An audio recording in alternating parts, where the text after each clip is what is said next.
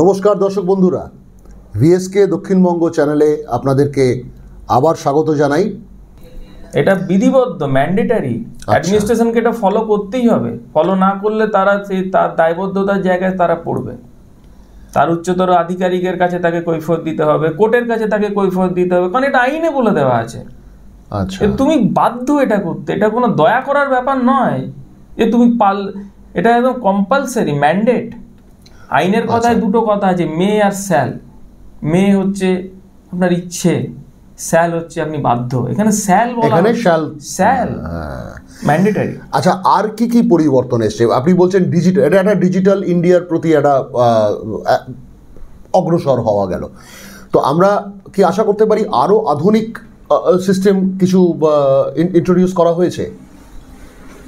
যেমন ধরুন, আমরা ওই বিভিন্ন সিরিয়াল সিনেমায় দেখি বিদেশের ফরেনসিক সায়েন্স বলে একটা শব্দ আছে। এইটা ফরেনসিক সায়েন্সের ব্যবহার আমাদের দেশে আগেও ছিল। এখানে নির্দিষ্ট করে বলে দেওয়া হয়েছে যেসব অপরাধ তাদের সাজা 7 বছরের ঊর্ধ্বে, সেখানে ফরেনসিক হেল্প, ফরেনসিক সায়েন্সের হেল্প বা ফরেনসিক এক্সপার্টের ওপিনিয়ন ইজ ম্যান্ডেটারি। আগে ছিল, আগে ম্যান্ডেটরি ছিল না। আগে ফরেনসিক এভিডেন্স নেওয়ার জন্য, ধরুন যে কোনো জিনিস, ভয়েস টেস্টিং বলুন বা কোনো যেখানে বিজ্ঞানের বা প্রযুক্তির সাধারণ সাদা চোখে যে জিনিসটা দেখতে পাওয়া যায় না, যেটা প্রযুক্তির মাধ্যমে বা ফরেনসিক ল্যাবরেটরিতে রিপোর্টের মাধ্যমে যেটাকে আনার ব্যাপার ছিল। আগের আইনে যেমন ছিল, যখন আর্মস অ্যাক্ট বলুন, নার্কোটিক্স অ্যাক্ট বলুন বা বিভিন্ন এই আইনগুলোতে যেখানে ব্যালিস্টিক রিপোর্ট বা এনডিপিএসের কেমিক্যাল রিপোর্ট এগুলো ছিল। কিন্তু এই আইনে স্পেসিফিক্যালি বলে দেওয়া হয়েছে 7 বছর এবং 7 বছরের ঊর্ধ্বে যেসব অপরাধের সাজা, সেখানে ফরেনসিক অ্যাসিস্ট্যান্স, ফরেনসিক সায়েন্সের গুরুত্ব এখানে একদম বাধ্যতামূলক। আচ্ছা, এবং সেখানে আরেকটা বিষয় মাথায় রাখতে হবে, এন্টায়ার জিনিসটা এফআইআর লজ করা থেকে আরম্ভ করে বিচারের জাজমেন্ট পর্যন্ত পুরো প্রসেসটাকেই ডিজিটাইজেশনের মধ্যে রাখা হয়েছে। শুধু এইটুকু নয়, আপনার অভিযোগকারী, অ্যাকিউজড, যারা উইটনেস, এই আইনে সবার যারা যারা একটা কেসের সঙ্গে জড়িত প্রত্যেকের প্রোফাইল মেনটেন করা হবে। প্রত্যেকের ইমেল আইডি, প্রত্যেকের নাম্বার, কন্ট্যাক্ট নাম্বার, সব তদন্তকারী অফিসারের কাছে একটা রেজিস্টার মেনটেন হবে এবং সেই রেজিস্টার মেনটেন করে তাকে প্রয়োজনীয় তথ্য, কোর্টের সমন থেকে আরম্ভ করে পুলিশের সমন, পুলিশ যদি কাউকে ডেকে পাঠায়, কোনো ডকুমেন্ট যদি কাউকে যদি হ্যান্ডওভার করতে হয়, সাপ্লাই করতে হয়, এন্টায়ার সমস্ত প্রসেসটাই হবে আপনার ডিজিটাইজেশন পদ্ধতিতে। কোনো হাতে হাতে পেপারলেস, সব পেপারলেস। কেন, একটা আগে যখন ডকুমেন্টারিভাবে যখন কোনো জিনিস করা হতো সময় লাগতো, এই সময়টা যাতে বেশি না লাগে, সময়টা অপচয় যাতে না হয়, তার জন্য সময় বাঁচিয়ে বিচার পদ্ধতিকে যাতে ত্বরান্বিত করা যায়, তারই একটা কারণ। এই বিচার পদ্ধতির মধ্যে আসছি আমরা, পুলিশের কাছে কিভাবে কমপ্লেন লজ করবে সেটা জানতে পারলাম। বিচার ব্যবস্থার ওপর জুডিশিয়ারি যেটাকে বলা হয়, বিচারপতি, মাননীয় বিচারপতিরা আছেন, তাদের জন্য কোনো নতুন ডাইরেক্টিভ, কিছু অন্যরকম? হ্যাঁ, মাননীয় বিচারপতিদের উপরে ডাইরেক্টিভ কোর্ট সিস্টেমের মধ্যে যেটা করা হয়, যে কোর্ট অ্যাডমিনিস্ট্রেশন সিস্টেমের মধ্যে, জাস্টিস ডেলিভারি সিস্টেমের মধ্যে আগে কোর্টের সমন পেয়াদা গিয়ে বাড়িতে পৌঁছে দিয়ে আসতো। এখন কোর্টের সমন বাড়িতে বসে আপনি মোবাইলে আপনার ইমেল আইডিতে পাবেন। আপনি যদি বাড়িতে সবাইকার ইমেল আইডি নাও থাকতে পারে, আপনাকে এমন ব্যবস্থা করা হবে যাতে আপনি খবরটা ইলেকট্রনিক মোডের মাধ্যমে যাতে আপনি পান। তারপরেও যদি কোনোভাবে না পাওয়া যায় তখন আপনাকে ম্যানুয়ালি সেটা করা হবে। প্রথমে চেষ্টা করা হবে আপনাকে ইলেকট্রনিক মোডের মধ্যে সমস্ত সিস্টেমটাকে অ্যাডপ্ট করানো। যেখানে ইলেকট্রনিক মোড হয়তো সিস্টেমের মধ্যে যাবে না বা কাউকে পাওয়া যাচ্ছে না, সেখানে ম্যানুয়ালি করা হবে। আপনি বলছেন এটা ভিকটিমের তরফ থেকে দেখলে, ধরুন ভিকটিম যখন করেছে, একটা অ্যাপ্লিকেশন করেছে বা একটা কমপ্লেন লজ করেছে, ভিকটিম ইজ অ্যাভেলেবেল। এবার ধরুন যার বিরুদ্ধে কমপ্লেন, অ্যাকিউজড, যার বিরুদ্ধে কমপ্লেন, তার কাছেও কি ডিজিটাল পদ্ধতিতে সামন পৌঁছবে? ডেফিনেটলি। যখন কোনো মানুষের বিরুদ্ধে কমপ্লেন করা হচ্ছে, পুলিশের তদন্ত করে খুঁজে বার করবে সেই ব্যক্তিকে, পুলিশ তার বাড়ি পর্যন্ত যাবে, তার সঙ্গে যদি ব্যক্তিগতভাবে পুলিশ তাকে ধরতে না পারে, তাকে অ্যারেস্ট করতে না পারে, তার পরিবারের লোকের সঙ্গে যোগাযোগ করে তার হোয়ারঅ্যাবাউটস জোগাড় করবে। সবার থেকে বড় ব্যাপার হচ্ছে পুলিশের দায়িত্ব অনেকাংশেই বেড়ে গেল এবং পুরো কাজটা পুলিশকে করতে হবে ডিজিটাল মোডের মাধ্যমে। শুনলে অবাক হয়ে যাবেন, যখন কোনো তদন্ত হবে এই নতুন আইনের মাধ্যমে, যেটা একটা গুরুত্বপূর্ণ একটা ব্যাপার এসেছে যে পুলিশ কোনো তদন্ত করতে গিয়ে যদি কোনো সার্চ অ্যান্ড সিজার যদি করে, পুলিশকে পুরো সার্চ অ্যান্ড সিজারটা কীভাবে কন্ডাক্ট করলো পুরোটাই ক্যামেরা বন্দি করতে হবে, যাকে বলে ইলেকট্রনিক মোডে, অডিও ভিডিও মোডে তাকে করতে হবে।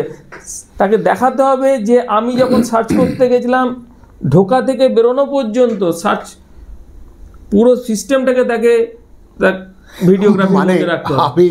আমি একটা কথা মনে পড়ে গেল, কিছু মনে করবেন না। এই আমাদের পশ্চিমবঙ্গেরই একজন তাবড় নেতা মাঝে মধ্যে এই কথাটা বলতেন, ওকে গাঁজা কেস দিয়ে দে।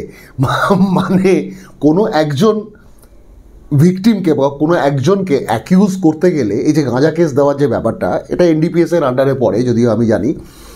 মানে কারুর কাছ থেকে যদি সাইকেডেলিক সাবস্ট্যান্স বারামত হয় বা ধরুন তার কাছ থেকে পাওয়া যায়, মুখের কথায় আর কাজ হবে না।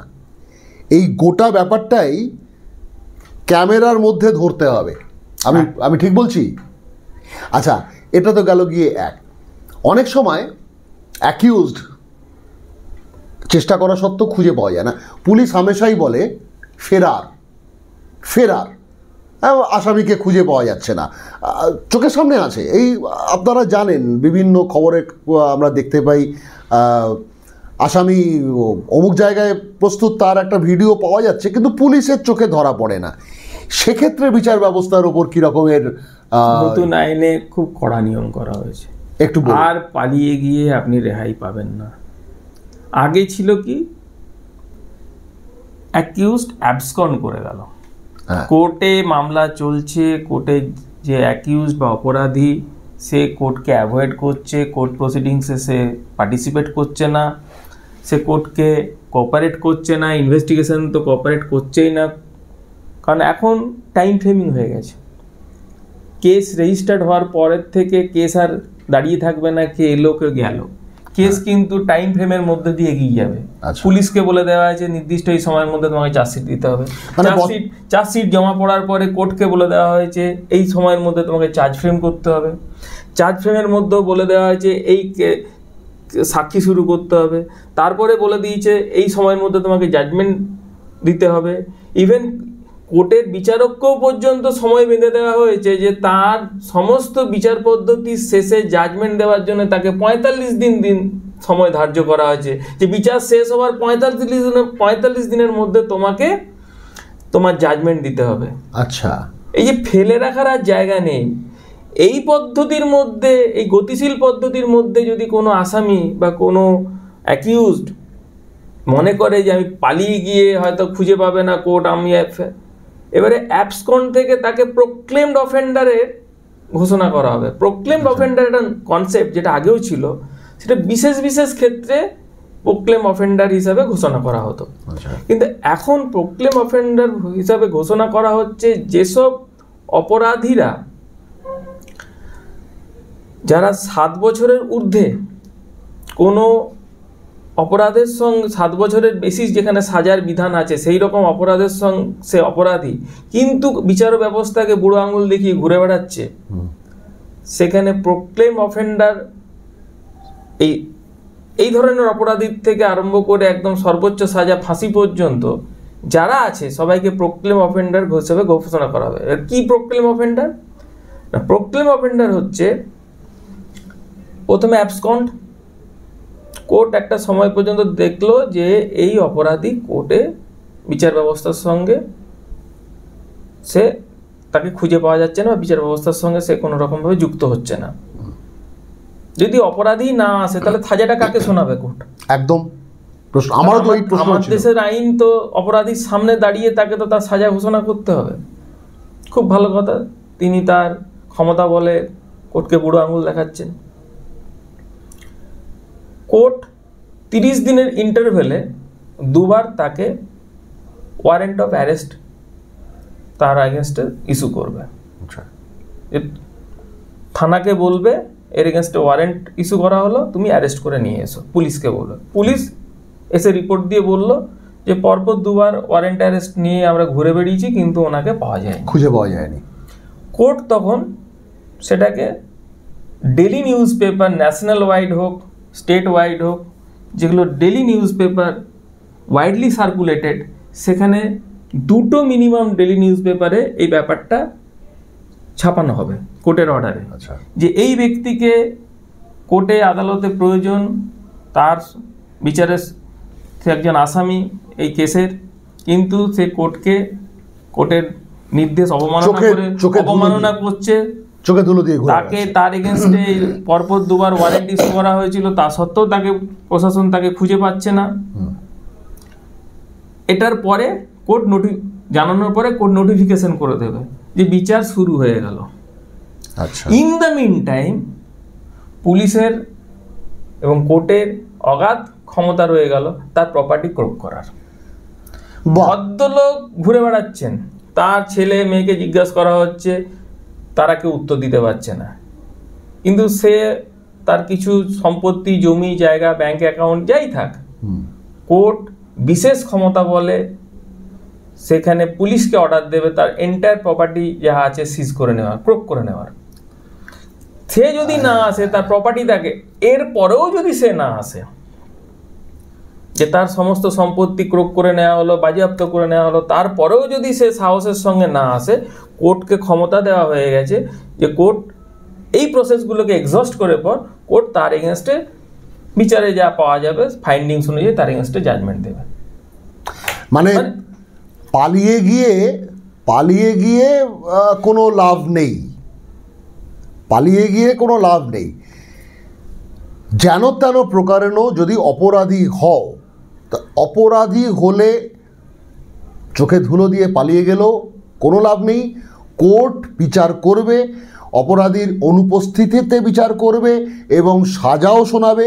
এবং যদি পালিয়ে গিয়ে থাকো তাহলে তোমার যদি কোনো বিষয় সম্পত্তি থাকে, ব্যাংক অ্যাকাউন্ট থাকে, সেই ব্যাংক অ্যাকাউন্টের টাকা বাজেয়াপ্ত হবে, সম্পত্তি বাজেয়াপ্ত হবে। শুধু তার নয়, তার পরিবার, তার ক্ষেত্রে পরিবারের নামে করে দিল, পরিবারের নামে তার করে দিতে পারবে না, তার কিছু না কিছু টু সাম এক্সটেন্ট যেটুকু আছে তার ব্যক্তিগত নামে যেটুকু, নিশ্চয়ই নয়। যদি কোনো ব্যক্তি অপরাধ করে, তার অপরাধ আইনে অন্ততপক্ষে তার স্ত্রী বা তার পুত্র কোনো রকম ভাবে তারা তো আর কনভিক্ট নয়।